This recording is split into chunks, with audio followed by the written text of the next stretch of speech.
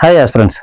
இப்போ LNG LPG அப்படின்னா என்ன நமக்கு தெரியணும். எப்படி கேஸ் தட்டுப்பாடு உலக லெவலில் இல்லாமல் நமக்கு இந்தியாவில் இன்னும் 60 நாள் 30 நாள் தான் இருக்கு அப்படின்னு சொல்லிட்டு சொல்றாங்க.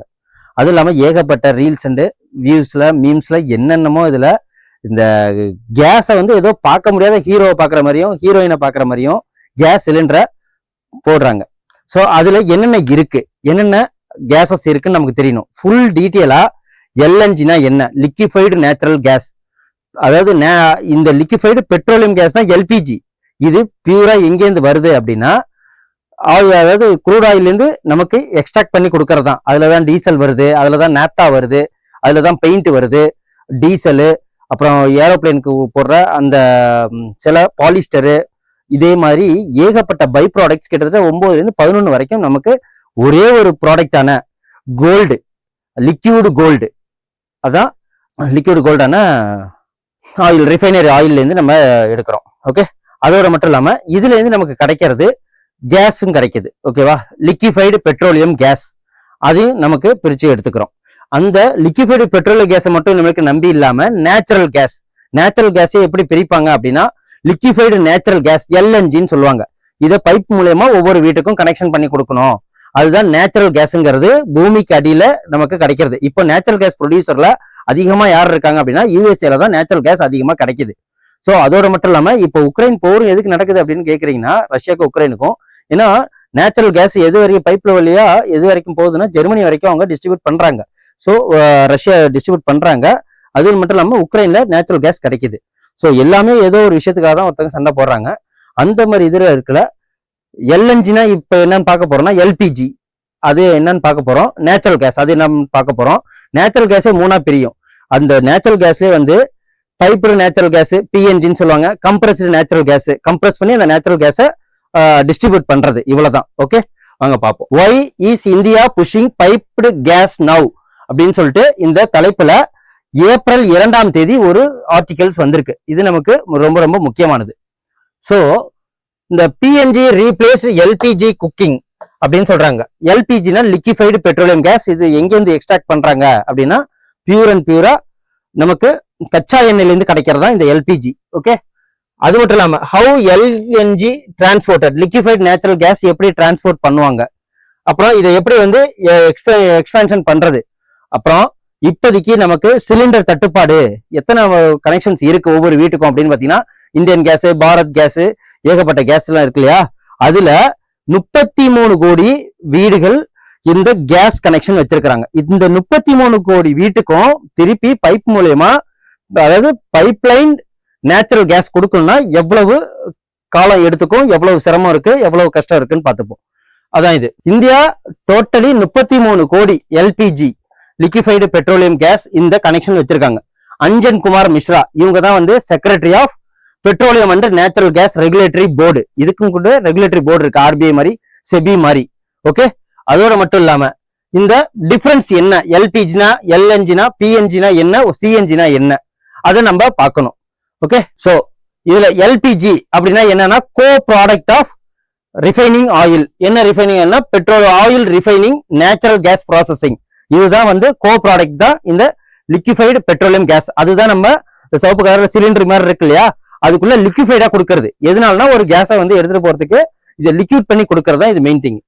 அதோட மட்டும் இல்லாம depend on processing both crude oil and natural gas, இது ரெண்டுத்துலயுமே கிடைக்குது. அதுக்கப்புறம் லிக்விஃபைடு நேச்சுரல் கேஸ் இது அப்படின்னா என்ன அப்படின்னா, இது 160 டிகிரி செல்சியஸ்ல ஒரு கேஸ் ஃபார்ம்ல இருக்கிறத அதை குளிரூட்டப்பட்டு 160 டிகிரி செல்சியஸ்ல அதை லிக்யூடா மாத்துவாங்க.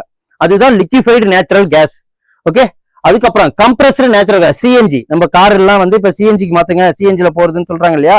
சோ அதுல 200ல இருந்து 250 கிராம் ப்ரெஷர் பண்ணுவாங்க. 250 கிலோல ப்ரெஷரைஸ் பண்ணி அதை கம்ப்ரஸ்டு நேச்சுரல் கேஸா மாத்துவாங்க. இதுதான், வேற எதுவும் கிடையாது. அதுக்கப்புறம் நேச்சுரல் கேஸை எப்படி எப்படிலாம் பிரித்தெடுப்பாங்க அதுவும் சொல்லிட்டோம். ஓகே, க்ரூட் ஆயில்ல இருந்து வரும் நேச்சுரல் கேஸ். ஓகே, அதுக்கப்புறம் LPG and natural case transport to the users. எப்படி டிரான்ஸ்போர்ட் பண்றது அப்படின்னா, லிக்விஃபைடு பெட்ரோல் கேஸை அந்த சிலிண்டரை டிரான்ஸ்போர்ட் பண்றது ரொம்ப கஷ்டம். ஏன்னா வண்டி எடுக்கணும், அது மாத்தணும், லிக்விட் ஃபார்முக்கு மாத்தணும், இதுல இதெல்லாம் போடணும். இது பைப் லைன் மூலயமா வச்சுட்டு இதை ஈஸியா அனுப்பலாம். இதுல வால்யூம் அதிகம், இதுல வால்யூம் கம்மி, அதுல வெயிட் அதிகம், இதுல வெயிட் கம்மி, அவ்வளவுதான். Okay, propane and butane gas ரெண்டும் மிக்ஸ்ட் ஆனதுதான் pressurised and cooled below 40 degree Celsius. இதுதான் இந்த லிக்விஃபைடு பெட்ரோலியம் கேஸ். அதுல என்ன இருக்கு அப்படின்னு சொல்லிட்டு நமக்கு கேட்பாங்க கொஸ்டின்ஸ்ல. Propane and butane gases mixed பண்ணதான் லிக்விஃபைடு பெட்ரோலியம் கேஸ். 40 டிகிரி செல்சியஸ்ல டிரான்ஸ்போர்ட் பண்ணுவாங்க. எல்பிஜி வந்து இது சிலிண்டர் மூலியமா வச்சு நமக்கு டிரான்ஸ்பர் பண்றாங்க. அதோட மட்டும் இல்லாம pipe natural gas transport through the pipe line. இது ரொம்ப ஈஸியா வந்து ஒவ்வொரு வீட்டுக்கு கனெக்ஷன்ஸ் இருக்கணும்.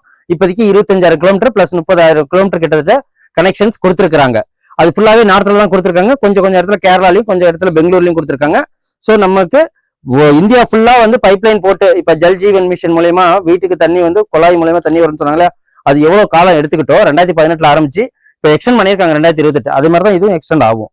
ஓகே, அதுக்கப்புறம் எதுக்காக நம்ம பைப்பு கேஸ்ல இருந்து எல்பிஜில இருந்து பைப்டு கேஸ்க்கு மாறணும் அப்படின்னு சொல்லிட்டு கேக்குறாங்க.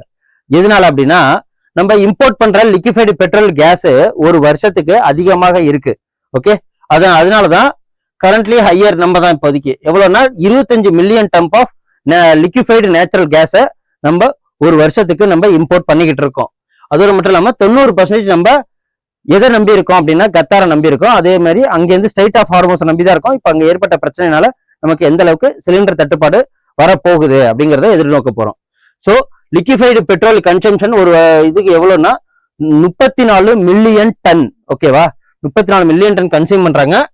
12 மில்லியன் டன் ப்ரொடியூஸ் பண்றாங்க. வெறும் ப்ரொடியூஸ் பண்றது 12 மில்லியன் டன் தான் எங்க இந்தியால. ஆனா கன்சியூம் பண்றது 34 மில்லியன் டன். அப்படிங்கிறப்போ ப்ரொடக்ஷன் டெபிசிட்ல இருக்கு. அதனாலதான் இதை சொல்றாங்க. ஓகே, நம்ம மெயினா ரொம்ப அதிகமா நம்ம லிக்விஃபைட் நேச்சுரல் கேஸா இருக்கட்டும், அதுக்கப்புறம் எல்பிஜி பெட்ரோலியம் இதா இருக்கட்டும், ஆயில் ரிஃபைனரி, அது மட்டும் இல்லாம க்ரூட் ஆயில் நம்பி இருக்கிறதே வந்து நம்ம எதை நம்பி சவுதி அரேபியா கத்தாரை தான் மெயினா நம்பி இருக்கிறோம். இப்ப அங்கதான் பிரச்சனை நடந்துகிட்டு இருக்கு. Strait of Hormuz, Iran, Israel and இப்போ அந்த வார்னாலதான் நமக்கு இப்போதைக்கு மாற்று வழிகளை நம்ம யோசிக்கணும். ஓகே, எப்படி கொரோனா காலங்கள்ல நம்ம ஆன்லைன் கிளாஸுக்கு மாறணும், எல்லாமே ஆன்லைன்ல மாறினுச்சு. அப்பதான் நமக்கு சர்வீஸ் செக்டர் எந்த அளவுக்கு சாஃப்ட்வேர் ரொம்ப முக்கியம் எல்லாமே மாறினுச்சு இல்லையா. எஜுகேஷன் எல்லாமே இதுல மாறிடுச்சு. ஸோ அது மாதிரி ஒரு டிரான்ஸ்ஃபர் ஆகும் ஒரு எக்கானமியே.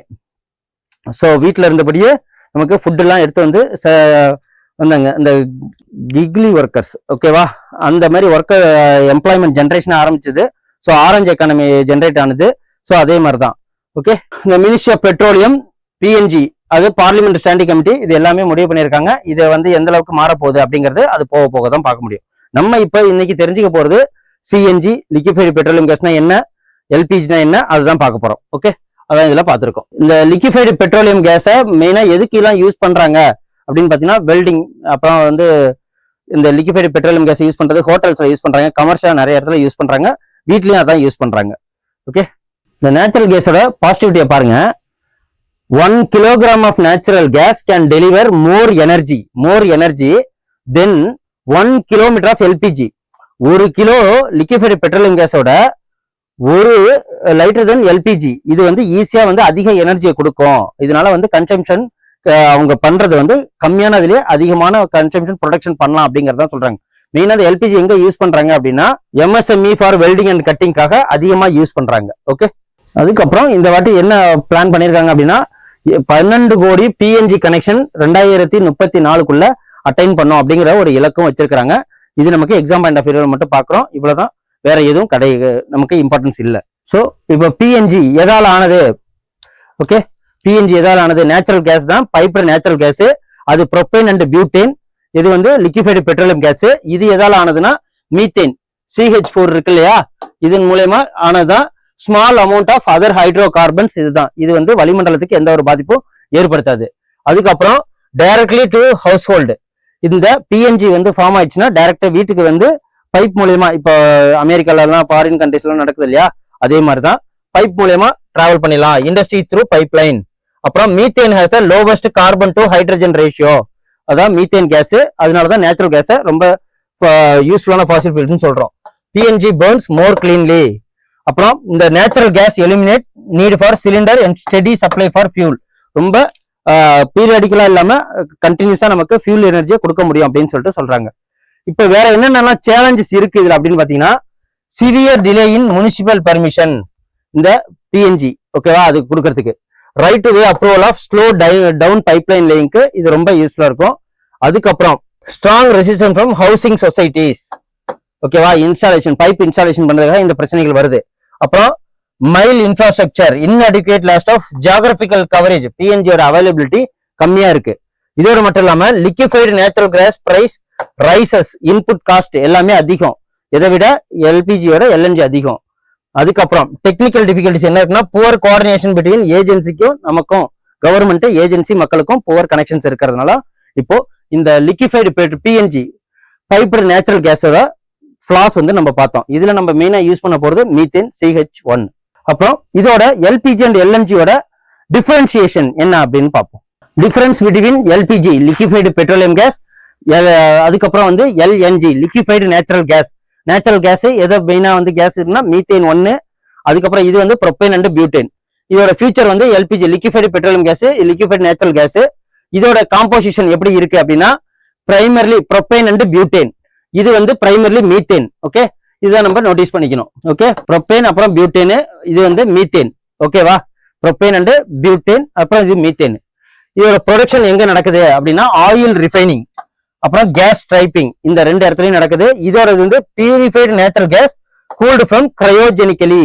கிரையோஜெனிக்கலி அப்படின்னா என்ன அப்படின்னா, இத பூமிகள்ல இருந்து எடுத்து இதுக்கு ஒரு லேப் மாதிரி வச்சு அது மூலயமா தான் பிரித்து எடுக்க முடியும். இது ஒரு ஓல்டு ஃபாசில் ஃபியூல்ஸ் இருந்து எடுக்கிறதா இந்த நேச்சுரல் கேஸ். ஓகே, அதுக்கப்புறம் மீத்தேன் கேஸ் அதிகமா கிடைக்கிறது தமிழ்நாட்டில் டெல்டா ஏரியான்னு சொன்னாங்க. ஆனா இது எடுக்க முடியாது, ஏன்னா அது எடுத்தா அக்ரிகல்ச்சர் லேண்ட் எல்லாம் பாதிக்கப்படுங்கிறதுனால அந்த இதை கைவிட்டுட்டாங்க. அதுக்கப்புறம் ஸ்டோரேஜ், இது ப்ரெஷரைஸ்டு சிலிண்டர்ஸ் அட் ரூம் டெம்பரேச்சர்ல ஸ்டோரேஜ் பண்ணுவாங்க, அதனாலதான் வீட்டுல இருக்கு. இது வந்து stored in specialised cryogenic tank, இதுக்குன்னு சொல்லிட்டு ஒரு ஸ்பெஷலைஸ்டு டேங்க் இருக்கு. அதனாலதான் இண்டஸ்ட்ரியில இருந்து பைப்லைன் மூலியமா நமக்கு திறந்தா வர்ற மாதிரி தான் நேச்சுரல் கேஸ் பண்ண முடியும். ஓகே, இந்த கிரையோஜெனிக் டேங்க் அப்படிங்கிறது ஒரு ஸ்பெஷலைஸ்டு வேக்கம் டியூப் மூலயமா நமக்கு இண்டஸ்ட்ரி மூலயமா நமக்கு வரும். ஓகேவா, இது எதெல்லாம் பண்ணுவாங்க, ஸ்டோர்டு அண்ட் டிரான்ஸ்போர்ட் எப்படின்னா, நைட்ரஜன் எல்லாம் டிரான்ஸ்போர்ட் பண்ண, நைட்ரஜன், ஆக்சிஜன், அப்புறம் ஹீலியம், இந்த சிஎன்ஜி இதெல்லாம் எப்படி டிராவல் பண்றாங்களோ அப்படி கொடுக்கறதா இது. ஸோ இது ஸ்டோரேஜ் பண்றது ரொம்ப கிரிட்டிக்கல். டென்சிட்டி வந்து ஹெவியர் தென் ஏரை விட ஹெவியா இருக்கும். அதனால கீழே ஊத்துனா பூமி கடியில மூழ்கிடும். சிங்க் டு த கிரவுண்ட் சொல்லுவாங்க, ஹெவியர் தென் ஏர். ஓகே, இது லைட்டர் தென் ஏர்னால டிஸ்போஸ்ட் குயிக்லி, காத்துல ஈஸியா கரைஞ்சிரும். அதுக்கப்புறம் டிரான்ஸ்போர்ட் எப்படி இருக்கும் அப்படின்னா, பை ரோடு, ட்ரக்கு, சிலிண்டர் மற்றும் டேங்கர் மூலயமா ரோடு மூலயமா பண்றது. ஸோ இது liquefied natural gas mostly specialised cryogenic ship மூலயமா தான் இதை டிராவல் பண்ண முடியும். சேஃப்டி வந்து higher risk for the fire, இது வந்து ஜென்ரலி சேஃபர் தான். ஏன்னா ஓப்பன் பண்ண விட்ட வேகத்துக்கு ஏர்ல கரைஞ்சிறதுனால எல்என்ஜினால நமக்கு எந்த ஒரு பிரச்சனையும் வராது, எல்பிஜினால பிரச்சனை வரும். ஸோ இந்த வீடியோ உங்களுக்கு ரொம்ப ரொம்ப யூஸ்ஃபுல்லா இருக்கும். எக்ஸாம் பாயிண்ட் ஆஃப் வியூல யூபிஎஸ்சியா இருக்கட்டும், டிஎன்பிசியா இருக்கட்டும், எதுக்கு வந்து இந்த மாதிரி ஆன்சர் நீங்க கொடுக்கலாம். ஸோ அதுக்கு நான் கேரண்டி. இதே மாதிரி உங்களுக்கு யூஸ்ஃபுல்லான வீடியோஸ் வேணும்னா எங்க சேனலை சப்ஸ்கிரைப் பண்ணுங்க, கமெண்ட் பண்ணுங்க. நன்றி, வணக்கம். Send a map. You dare to dream, we care to accomplish.